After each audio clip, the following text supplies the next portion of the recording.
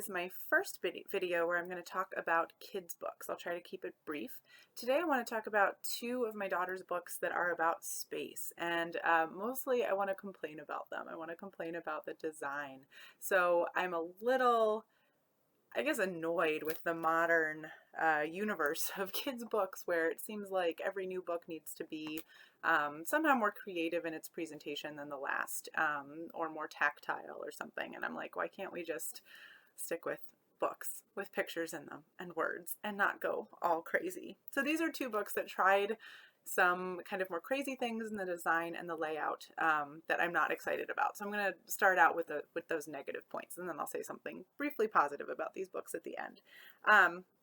So the first I wanted to talk about is this book, 8 Spinning Planets. Whoa, lost control there. 8 Spinning Planets, written by Brian James, illustrated by Russell Benfanti.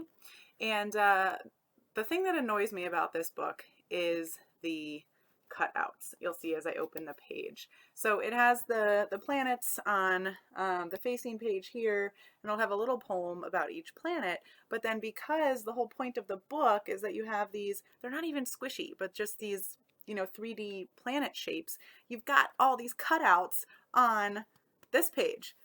Maybe this is which one's the facing page? I don't know. Anyway, on this page. And so it continues throughout the book where you have all these cutouts. And I just look at this and I'm like, that is so much wasted space where you could have been putting information about the planets. Let's not even talk about how simple the art is in general, how the planets aren't really in order, etc., etc.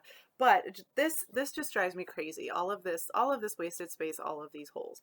Now, my daughter does love this book, but I am just really not convinced that she loves it any more than she would if it were just a regular book with pictures. We don't really need these 3D things. So that's what drives me crazy about this book, is all of this empty space. All of this wasted space. And then we have kind of, a little image that's just like thrown in on each of the pages. So it just strikes me as not good design. It's not what I would design if I were writing a children's book. That said, like I said, my daughter loves it. She has many, many books about space, and she loves them all. And she doesn't differentiate between ones that just have pictures and words and ones like this that have the 3D thing. So we were able to acquire 4 or 5 books about space because they're all slightly different. But this different layout really doesn't add anything for me and actually kind of detracts. So just wanted to complain about this book a little bit. And then another one that I want to talk about is another space book, Our Solar System by Peter and Connie Roop. So this one, it's also good in terms of the information it presents. I actually like the art better because it actually uses real pictures from telescopes.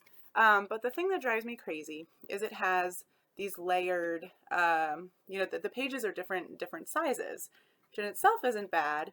Each one is about a planet. We're moving through the solar system, right? But the bad part to me is here we have the sun, but then I have to turn the page to read about the sun. And so by the time I'm reading about the sun, I'm actually looking at Mercury. To me, that does not work. There's some cognitive dissonance there. I'm like, why am I looking at Mercury when I'm reading something about the sun? And this layout continues the same way. Now we've announced Mercury, right? Then we turn the page. Now we're reading about Mercury, but we're looking at Venus. So that drives me crazy when I'm reading this book. Every single time I pick it up, I paused for a second, right? Like I'm expecting it to be laid out differently. So that drives me a little bit crazy. I mean, that said, the images of the planets in this book are gorgeous. So I do like this book overall. Just this design element really drives me crazy. And then the final thing I really like about this book is it has a little blurb on the back about a real astrophysicist, and they highlighted a female astrophysicist, which is fantastic. And so it just gives a little bit about who she is and the work that she does. And so I just really appreciate that in a kid's book. My daughter makes me read this every single time, even though she's 2 years old. She's almost 3. But she wants to read this part about this woman so we can talk about this real life scientist who studies some of the things that are in this book. So I do overall really love actually both of these books, but the layout, once you've read them several hundred times, those design elements in the layout really start to drive me crazy, at least. So that's my first video on this channel about some kids books. I'm an adult who reads a lot of kids books, so I have some thoughts about them. So this one was a little bit of a negative video to start because I've been reading these two books a lot with my daughter recently. She's on a space kick, so they've just been in my mind. For my next video, I'll try to do a positive review of some of the kids books that we really love. So stay tuned for that. That will probably be coming out a week after this one comes out. I'm going to try to do these kids videos roughly on Saturdays, whereas the main focus of my channel will be the videos that are posted every Tuesday. So stay tuned next Saturday for another video that talks a little bit about kids books. All right, thanks so much for stopping by.